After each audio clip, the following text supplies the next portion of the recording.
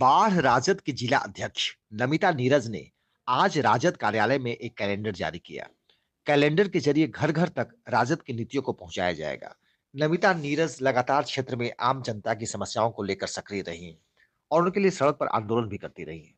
उनकी सक्रियता के कारण ही बाढ़ में राजद संगठन का विस्तार तेजी से हुआ है। काफी संख्या में वे युवाओं और महिलाओं को पार्टी में जोड़ रही हैं। उनके पति नीरज भी संगठन विस्तार में उनके साथ खड़े नजर आते हैं। सेना में गौरवमयी और साहसिक प्रदर्शन के कारण उन्हें राष्ट्रपति वीरता पुरस्कार से भी सम्मानित किया गया था। राजनीति में उनकी बेदाग छवि और सेना का अनुशासित जीवन उन्हें बाढ़ विधानसभा के आगामी चुनाव में एक सशक्त उम्मीदवार के तौर पर सबसे अलग खड़ा करता है। उम्मीद है कि आगामी चुनाव में वे बीजेपी को मजबूती से चुनौती देते नजर आएंगे। भी हम राजद कार्यालय में मौजूद हैं। हमारे साथ नमिता नीरज जी, राजद की वरिष्ठ नेता बाढ़ की, वो मौजूद हैं और उनसे बात करते हैं कि आज क्या कार्यक्रम रखा गया है। जी, आज कैलेंडर लॉन्च हुआ है, तो क्या कहना है इसके बारे में आप? जी, लॉन्च तो हम लोग कर रखे थे तेजस्वी यादव के माई बहन योजना के ही मतलब पटना में ही लॉन्च करने का था, लेकिन उस दिन कार्यक्रम में बहुत ज़्यादा भीड़ होने के कारण वहाँ पे नहीं कर पाए। लेकिन आज हमारी सभी कुछ माई बहनें हमारे साथ में उपस्थित हैं। उन लोगों के साथ में हम लोग बाढ़ में भी माई बहन मान योजना को लेकर आज यहाँ पे सबके साथ में कैलेंडर को लॉन्च कर रहे हैं। और इसमें लिखा हुआ है हर वादा पूरा करेंगे, हमारा वादा है, तो क्या क्या वादे हैं आपके? इसमें वादा है कि जैसे कि वृद्धा पेंशन है, हमारी साथ वृद्ध महिलाएं भी हैं, उनको पेंशन में 400 रुपये दिया जाता है। अब बताइए वो 400 रुपये में क्या महिलाएं अपना हर चीज़ पूर्ति कर सकती हैं? श्रृंगार का सामान हो गया, पोता पोती होती हैं उनकी छोटी छोटी, वो लोग बोलते दादी नेम चूस दो, दादी ये हो सकता है, नहीं हो सकता है। तो हमारे तेजस्वी जी का कहना है कि यदि हमारी तेजस्वी जी की सरकार आती है, राजद की सरकार आती है, तो वो पेंशन बढ़ाकर 1500 रुपये किया जाएगा। अब लाखों लोगों की नौकरी की बात बोल रहे हैं, तो अभी तो हमारे तेजस्वी का सरकार आवेंगे तब न। फिलहाल ये तो 20 साल से मोदी कह रही है कि जब जब इलेक्शन आती है तब तब कहते हैं कि इतना युवाओं को जॉब देंगे, या करेंगे वह करेंगे, तो कहाँ देर जॉब दे रहे हैं? पढ़ लिख करके हम तो बहुत सारे में, हम क्या, हमारे ऐसे ऐसे बहुत महिला सब्जी बेच करके, खेती बाड़ी करके, लोगों के घर में जूठा साफ करके अपना बच्चा को मेहनत करवा रही है। तो कर करके भी आज सबके बच्चे लोग, युवा लोग ढनक रहा है, बिलट रहा है, तो वो कहाँ दिया है? तो हम एक बार मौका देंगे ना दूसरी सरकार आने के लिए। बिजली बिल को लेकर के क्या कहना है आपका? बिजली बिल का भी हमारे तेजस्वी जी की सरकार आएगी तो 200 यूनिट बिजली फ्री के देंगे सबको। तो हम लोग उसमें लगे हुए हैं कि देख ही रहे हैं कि अभी बिजली बिल कितना ज़्यादा आ रहा है, जो स्मार्ट मीटर के मतलब ये में हम लोग उसके खिलाफ धरना प्रदर्शन भी किए थे। तो तेजस्वी की सरकार आएगी तो 200 यूनिट बिजली फ्री मिलेगी।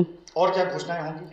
घोषणाएं तो बहुत सारी हैं, युवाओं के लिए है, महिलाओं के लिए है, सिलेंडर के प्रति है। जो सिलेंडर अभी 500 ये 1200 1000 का आ रहा है, वो हमारी सरकार आती है तो 500 का होगा।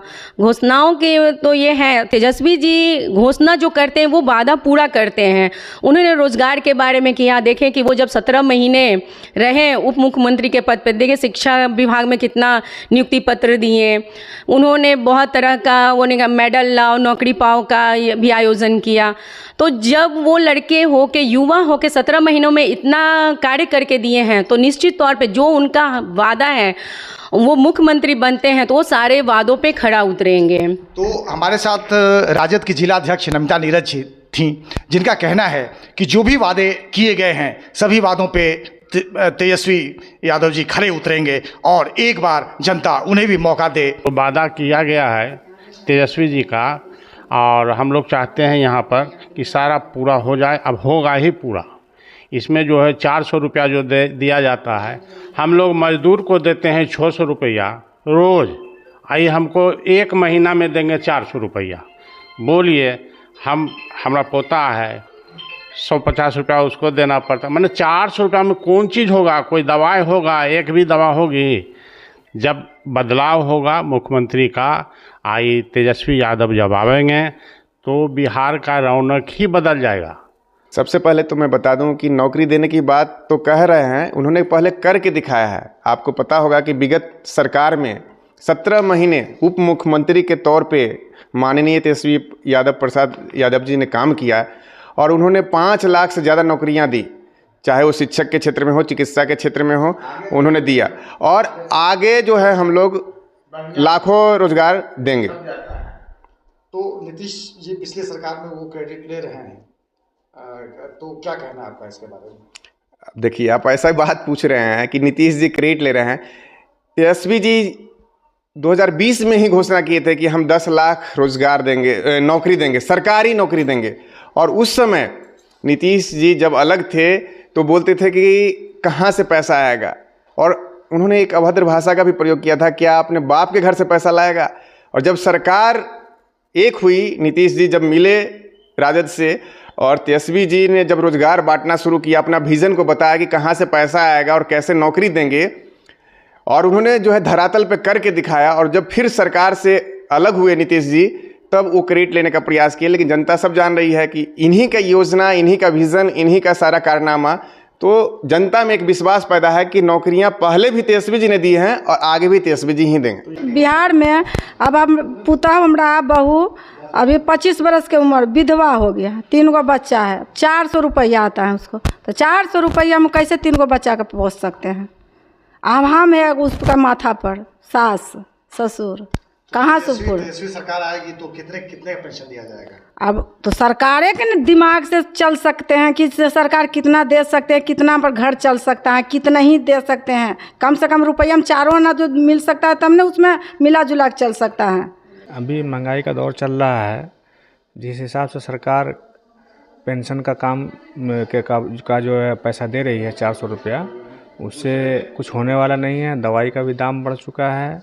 अगर घर में कोई एक सदस्य बीमार पड़ता है तो पहले डॉक्टर का फीस देना पड़ता है 300 रुपया, उसके बाद दवा देना पड़ता है पैसा, फिर जो है जांच में पैसा देना पड़ता है। इसलिए हमारा कहना है कि 400 रुपये में कुछ होने वाला नहीं है।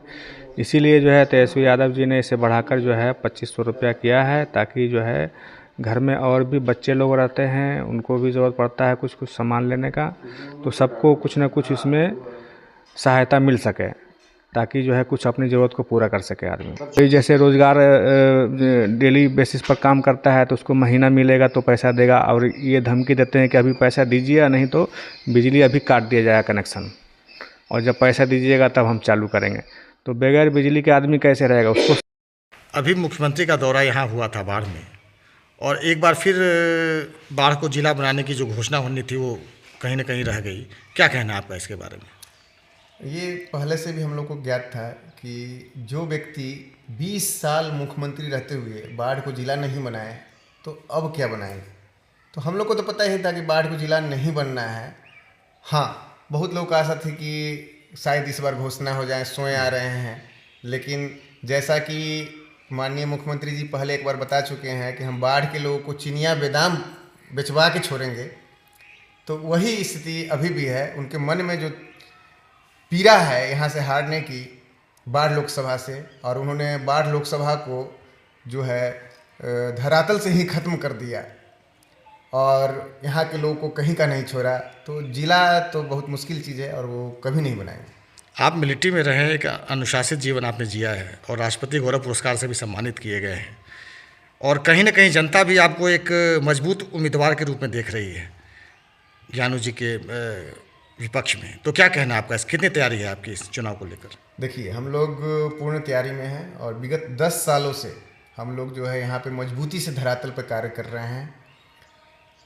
पिछली बार ही अगर हम लोग को टिकट मिलता तो हम लोग यहाँ पे उनको चने चबा देते और निश्चित रूप से जो है हमारी जीत होती।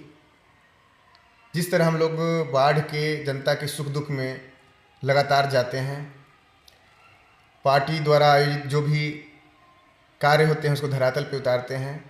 आज जनता यहाँ मन बना चुकी है कि यहाँ बदलाव करना है। वर्तमान विधायक कहीं भी जनता के सुख दुख में नहीं जाते हैं, ना ही किसी तरह के कार्यों में लिप्त हैं, कोई मतलब है। तो जनता यहाँ बदलाव की मन बना चुकी है और बस वक्त का इंतज़ार कर रही है।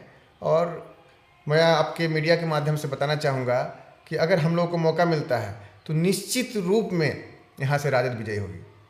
आप सर्व समाज की राजनीति आप करते रहे हैं, तो क्या आपको लगता है कि सभी समाज को बाढ़ में एकजुट किया जा सकता है? या चित्तौड़ का नारा यहाँ चलेगा? देखिए बिल्कुल हम लोग का जो पिछली चीज़ों को देखे, जैसे कि मैं फ़ौज में था और हम लोग वहाँ पे फ़ौज में एक ही टेबल पे हिंदू हो, मुस्लिम हो, सिख हो, ईसाई हो, सब लोग बैठ के खाते हैं।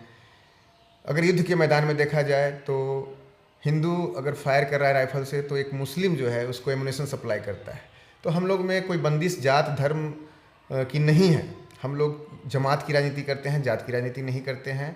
और पिछले 10 वर्षों से हमने जो क्षेत्र में काम किया है, लोगों के बीच में आना जाना रहा है, लोग बस वक्त का इंतज़ार कर रहे हैं और हम लोग के साथ जनता, सर्व समाज हम लोग के साथ में है।